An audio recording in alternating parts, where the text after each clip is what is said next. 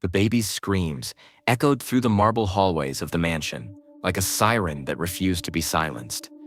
For 3 days straight, little Emma had cried without stopping, and the millionaire tech mogul Marcus Wellington was at his breaking point. Nannies had quit, doctors had left scratching their heads. His wife had locked herself in the bedroom, sobbing just as loudly as their daughter. But when Grace Thompson walked through those front doors with nothing but a bucket of cleaning supplies and a gentle heart, she had no idea she was about to change the course of 3 lives forever. This is the story of how a simple act of kindness would expose a devastating family secret that would shake the Wellington empire to its core. The baby's wails pierced through the 20,000-square-foot mansion like a knife through silence. Grace Thompson stood at the front door, her cleaning supplies in hand, wondering if she'd made a mistake taking this job. The employment agency had warned her that the Wellington family was going through a difficult time, but nothing could have prepared her for the raw desperation she heard in that infant's cry. Marcus Wellington answered the door himself, his usually pristine appearance disheveled. Dark circles shadowed his eyes, and his expensive shirt was wrinkled beyond recognition. This was not the composed billionaire she'd seen on magazine covers.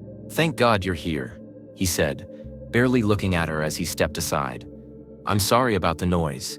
The baby, she won't stop crying. 3 days now." Grace had raised 4 children of her own and helped care for dozens more in her community. She knew the sound of a baby in distress, but this was different. This wasn't hunger or a soiled diaper. This was something deeper. "Where's the baby now?" Grace asked, setting down her supplies. "Upstairs with my wife, Sarah. She's not handling this well either." Marcus ran his hands through his hair. "Look, I know you're here to clean, but could you maybe start downstairs? The noise is less intense down here." Grace nodded, but her experienced ear told her something the wealthy man couldn't understand. That baby wasn't just crying, she was calling for something, or someone. As Marcus disappeared upstairs, Grace began her work, but her attention kept drifting to the sounds above. 3 days of crying meant 3 days without proper sleep or feeding. That baby was in real trouble. Before we continue, let us know in the comments where you're watching from. And don't forget to like, share, and subscribe to the channel, because tomorrow, at the same time, we'll bring you another story of Black people leading the way that you won't want to miss. Suddenly, the crying stopped. Complete silence filled the mansion for exactly 30 seconds. Then it resumed with twice the intensity, followed by the sound of adult sobbing. Grace set down her dust rag and made a decision that would change everything. She was going upstairs, whether she was invited or not. Grace climbed the curved staircase, following the sounds of distress to the master bedroom. Through the slightly open door, she could see Sarah Wellington sitting on the edge of the bed, holding the baby at arm's length while tears streamed down her face. "I don't know what to do," Sarah whispered to herself. "I don't know how to be a mother." Grace knocked gently. "Mrs. Wellington, I'm Grace, the cleaning lady. May I come in?" Sarah looked up, startled. Her blonde hair was matted, her designer nightgown stained with milk and tears. "Oh, I'm sorry, you shouldn't see me like this. The baby won't stop crying. And may I?" Grace gestured toward the infant. Sarah hesitated for a moment, then practically thrust the baby into Grace's arms. "Please." "I don't know what's wrong with her." The moment Grace held little Emma, she felt it, the baby's desperate need for connection, for someone who understood. Grace had seen this before in her own community, in mothers who struggled to bond with their children due to postpartum depression or trauma. She began to gently rock Emma, humming a low, soothing melody her own grandmother had sung to her decades ago. The baby's cries began to soften. "How did you do that?" Sarah asked, incredulous. "Sometimes babies can feel when the person holding them is afraid or uncertain," Grace explained softly. "They need to feel safe and loved." Sarah's face crumpled. "I wanted this baby so badly. But now that she's here, I feel like I'm failing her every day. Marcus thinks I'm weak.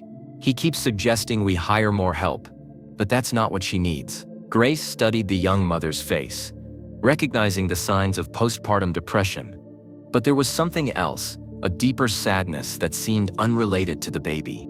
"Mrs. Wellington, when did you last eat a proper meal?" I don't remember." Grace made a mental note as the baby finally settled into sleep against her chest. She had a feeling this family's problems went far deeper than a crying baby, and she was about to discover just how right she was. Over the next week, Grace fell into a routine. She would arrive at the Wellington mansion, begin her cleaning duties, but inevitably find herself upstairs, helping with Emma. The baby seemed to calm only for Grace, who had an intuitive understanding of what the infant needed. Marcus was grateful, but puzzled. "I don't understand it," he confided to Grace one afternoon as she folded baby clothes. "We've had the best pediatricians, tried everything, but Emma only settles for you." "Babies are smart," Grace replied simply. "They know who genuinely cares about them." That evening, as Grace was finishing up in Marcus's home office, she accidentally knocked over a stack of papers from his desk. As she bent to pick them up, one document caught her eye. A birth certificate, but not for Emma. This certificate was for a baby boy named David Thompson Wellington, born 18 months ago. The mother's name listed was Grace Thompson. Grace's blood ran cold. She sank into the desk chair, staring at the paper with shaking hands. David Thompson was her nephew, her sister Maya's son, who had been taken by Child Protective Services after Maya's overdose. She had been fighting for custody for months, but David had been placed in foster care. And then, find something interesting? Grace spun around to find Marcus standing in the doorway, his expression unreadable. "This baby, David. He's my nephew," Grace whispered. Marcus stepped into the room and closed the door behind him. "I was wondering when you'd find out." "You knew? You knew who I was when you hired me?" "I hired you because of who you are. David has been with us for 6 months now. We're in the process of adopting him, but he's been difficult. He won't bond with Sarah, barely tolerates me. The social worker suggested we might need to consider other placement options." Grace's hands trembled as she set the certificate down. "Where is he?" "Upstairs, in the nursery next to Emma's room. He's been crying almost as much as she has." The pieces suddenly fell into place. Emma wasn't just crying because she was fussy. She was responding to the distress of another child in the house. And David, separated from everything familiar, was grieving for his family. But why hadn't Marcus told her from the beginning? And what did this mean for David's future? Grace followed Marcus upstairs to a beautifully decorated nursery she had somehow never noticed before. Inside, an 18-month-old boy with her sister's eyes sat quietly in a crib, clutching a worn, stuffed animal. "David," Grace whispered. The toddler looked up at her, and something flickered in his expression. Recognition, perhaps, or hope. "David, baby, it's Aunt Grace." David reached through the crib bars toward her, and Grace's heart shattered. She scooped him up, and for the first time in months, she saw him smile. "The social worker said you'd applied for custody," Marcus said quietly. "But your application was denied due to financial constraints." "I work 3 jobs," Grace said, holding David close. "I could have provided for him." "I know. And I also know that money isn't everything." Marcus sat down in the rocking chair. "Sarah and I tried for years to have children. When Emma finally came, we thought we could handle 2 babies. We thought love would be enough. But David, he knew we weren't his real family. So you just decided to keep him, without telling me he was here?" Marcus looked uncomfortable. The adoption agency said it would be better if there was no contact with the biological family during the transition period. They said it would help him adjust. "Does he look adjusted to you?" Grace asked, as David clung to her neck. At that moment, Sarah appeared in the doorway, holding a now calm Emma. She took in the scene, Grace holding David, the recognition between them, and her face went pale. "You're his aunt," Sarah said. It wasn't a question. "Yes. He's been waiting for you," Sarah continued, tears forming in her eyes. "Every day he sits by the window watching cars go by. The nanny said he was looking for someone." Grace felt a surge of anger and heartbreak. "How could you keep him from me? How could you let him suffer like this?" "We thought we were helping," Marcus said defensively. "We can provide him with opportunities, education, a future you never could." "What about love?" Grace shot back. "What about family? What about knowing where he comes from?" The room fell silent, except for David's contented babbling as he played with Grace's necklace, a simple cross that had belonged to his grandmother. But Grace was about to learn that the Wellington family's secrets ran even deeper than she imagined. Later that evening, After David had fallen asleep in Grace's arms, Marcus asked her to stay for dinner. Sarah had retreated to her room again, leaving the adults to talk in the kitchen. "There's something else you need to know," Marcus said, pouring himself a glass of wine with shaking hands. Grace waited, still processing the events of the day. "David isn't just any child to us. When Sarah and I were trying to have Emma, we went through multiple rounds of IVF. During one of the procedures, there was a mix-up at the clinic." Grace's stomach dropped. "What kind of mix-up?" "The doctors accidentally used the wrong genetic material. It wasn't discovered until months later during a routine audit." Marcus set his glass down without drinking. "David isn't just a child we're adopting. Biologically, he's Emma's half-brother." The room spun around Grace. "What are you saying?" "I'm saying that due to a medical error, David is genetically my son.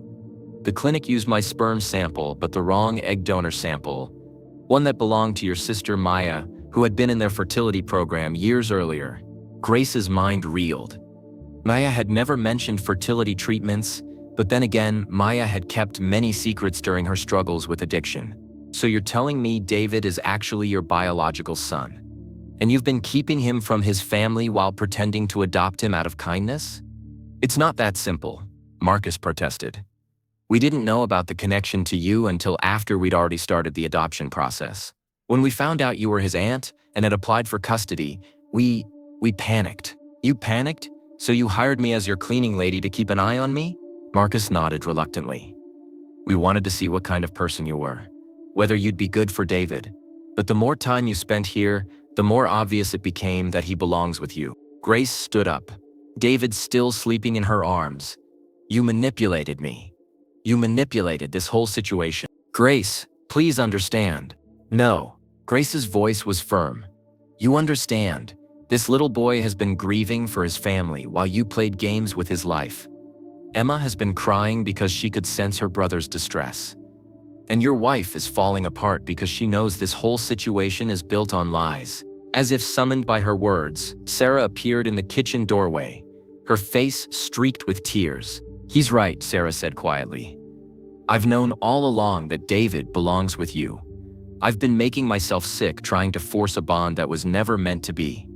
But Grace was about to discover that even this revelation wasn't the end of the story. The next morning, Grace arrived at the mansion to find a team of lawyers in the living room. Marcus had called an emergency meeting, and the stakes had never been higher. "Mrs. Thompson," the lead attorney addressed Grace formally, "we're here to discuss the custody arrangement for David Thompson Wellington." Grace held David on her lap, while Emma sat contentedly in her carrier nearby. The two children seemed more peaceful than they had been in months. "Mr. Wellington has informed us of the unique circumstances surrounding David's parentage," the lawyer continued. "As his biological father, Mr. Wellington has certain legal rights. However, given the unconventional nature of the situation and David's clear preference for his biological family, we're prepared to offer a compromise." Grace's heart pounded. "What kind of compromise?" Marcus leaned forward. "Shared custody. You would be David's primary guardian, but he would maintain a relationship with us as well. We would provide financial support for his education and future needs." "And if I refuse?" The lawyer's expression grew stern. "Mr. Wellington could pursue full custody through the courts. As the biological father with substantially more resources, he would likely win." Grace felt trapped. She looked down at David, who was playing quietly with a toy truck, completely unaware that his future was being decided around him. "There's one more thing," Sarah spoke up from the corner where she'd been silent. "I want to withdraw from the adoption process entirely." Everyone turned to look at her. "This isn't fair to David, to Emma, or to Grace," Sarah continued, her voice growing stronger. "David deserves to be with his family. Emma deserves a mother who isn't consumed with guilt. And Grace deserves to raise her nephew without interference." Marcus stared at his wife in shock. "Sarah, what are you saying?" "I'm saying we were wrong. All of this, the secrecy, the manipulation, the legal maneuvering, it's wrong. David belongs with Grace, period." The lawyer cleared his throat. "Mrs. Wellington, you need to consider the implications." "No," Sarah interrupted. "You need to consider what's best for these children. And what's best is the truth." She turned to Grace. I'll testify on your behalf if this goes to court. I'll tell them everything. How David has thrived with you, how he's been struggling with us, how we knew all along that we weren't the right family for him." Grace felt tears burning her eyes. "Why would you do that?" "Because I'm a mother too.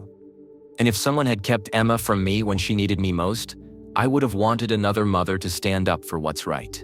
But as the lawyers began shuffling papers and discussing legal strategies, Grace realized she was about to make a decision that would surprise everyone in the room. Grace stood up, still holding David, and walked to the center of the room where everyone could see her clearly.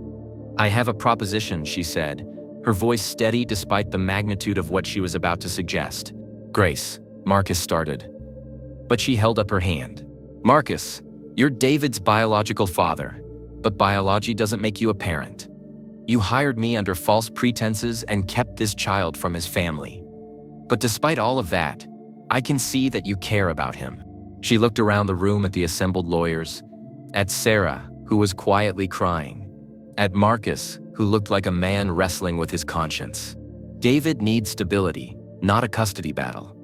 He needs to know where he comes from, but he also needs to understand that family can be complicated. So here's what's going to happen. Grace paused, looking down at David, who was watching her with trust in his eyes. "I'm taking David home with me today. Not because a court ordered it, not because lawyers negotiated it, but because that's where he belongs. But," she held up her hand as Marcus started to protest, "he's going to know who you are. He's going to understand that sometimes adults make mistakes, but that doesn't mean they don't care." She turned to Sarah. "And Emma is going to know she has a brother. When they're old enough, they can decide what kind of relationship they want to have." "What about financial support?" one of the lawyers asked. "I don't want your money," Grace said firmly. "I want David to grow up knowing that love isn't something you can buy.